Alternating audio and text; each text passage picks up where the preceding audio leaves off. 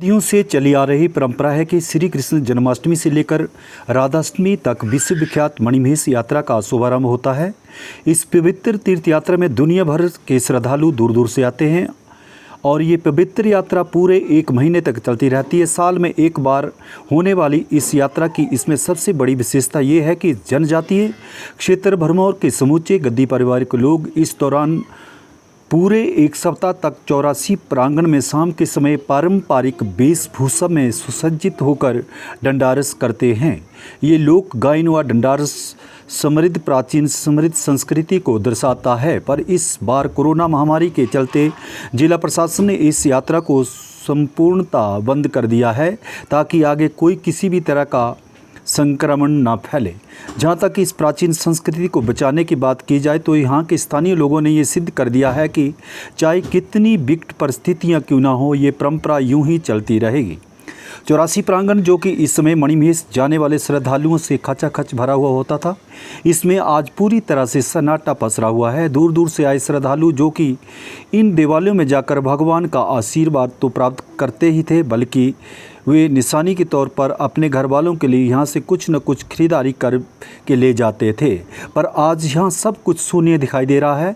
इस देवभूमि 84 भरमौर में अपना सारा जीवन भगवान के चरणों में यापन करने वाले संत पंचम गिरी महाराज जी ने खबर हिमाचल से खास बातचीत में बताया कि ये हमारे दादा गुरु श्री जय कृष्ण गिरी महाराज ने इस परंपरा को शुरू किया था और यहाँ के स्थानीय लोगों ने भी इस परंपरा को बखूबी निभाया था। उन्होंने कहा कि उस समय भी उतनी ही पब्लिक हुआ करती थी जितनी कर आज है। संत पंचम गिरी महाराज जी ने हमारी खबर हिमाचल से खास बातचीत में बताया कि यात्रियों की संख्या जो बढ़ी वह करीब 20 से 25 वर्ष से ही बढ़ी है। जब 1995 में चंबा जिले में फ्लड आया था, उसके बाद ही यात्रियों की गणना में इजाफा हुआ है।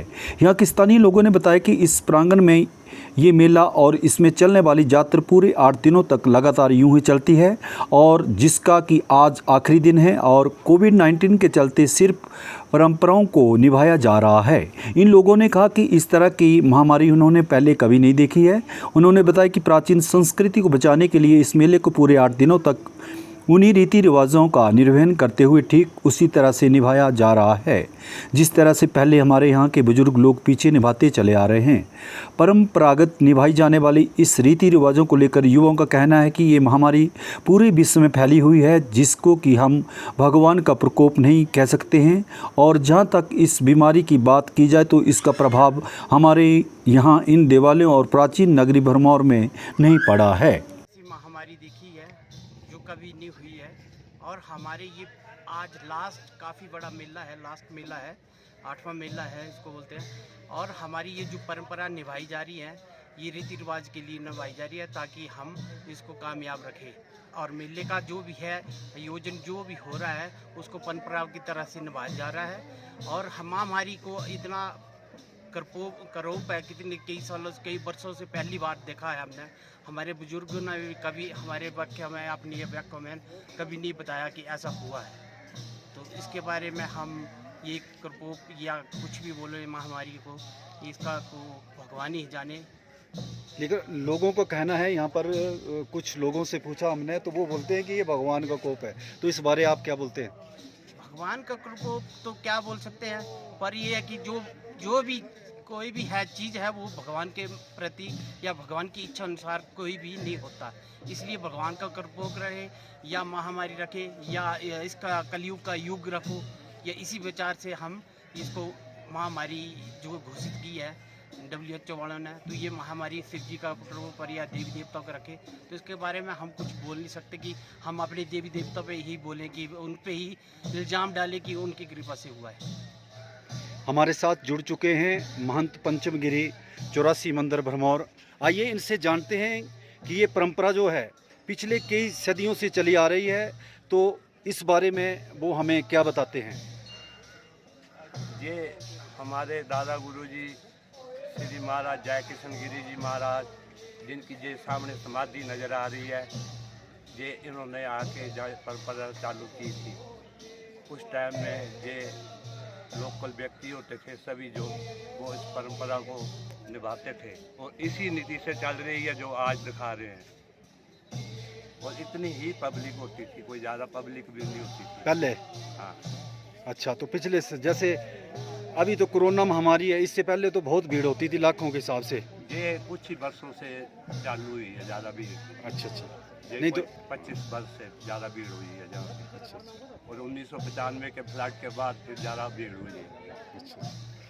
सर अभी जो मणिमहेश मेला है जो कि हर वर्ष अगस्त या सितंबर के माह में होता है, इस समय काफ़ी लाखों यात्री आते हैं और जो 7 दिन की यहाँ पे लोकल कल्चर होता है उसमें भी काफ़ी सारे जैसे पार्टिसिपेट करते हैं लोग। और इस बार जो कोविड-19 महामारी है उसकी वजह से जैसे कि काफ़ी जो कम है लोग, यहाँ के जो लोकली लोग हैं वही यहाँ पे कल्चर में पार्टिसिपेट कर रहे हैं। आज जैसे कि बड़ी जातर है और आप जैसे अभी देख सकते हैं शिव भोलेनाथ के मंदिर में भी कि अभी बहुत कम लोग हैं जो लोकल कल्चर नाटी कर रहे हैं।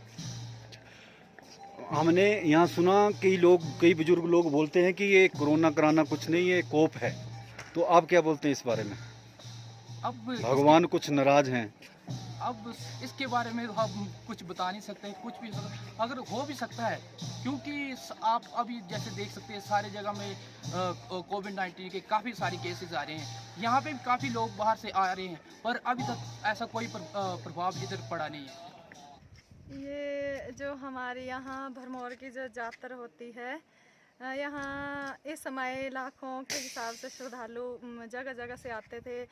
जम्मू से लेकर दिल्ली से लेकर पंजाब हरियाणा तक के लोग यात्री यहाँ श्रद्धालु आते थे। पर इस बार कोरोना की महामारी की वजह से ना तो श्रद्धालु आ पाए, ना कुछ खास यहाँ पे कोई हमारा कल्चर का प्रोग्राम भी नहीं हो पाया। जैसे अभी आज जातर थी तो जातर में हमारे गद्दी डंडारस होता है जो नहीं हो पाया इस बार क्योंकि कोरोना की वजह से। इस बार जो यहाँ का थोड़ा बहुत जो पूजा पाठ होता है वो यहाँ के स्थानीय लोगों द्वारा ही किया गया।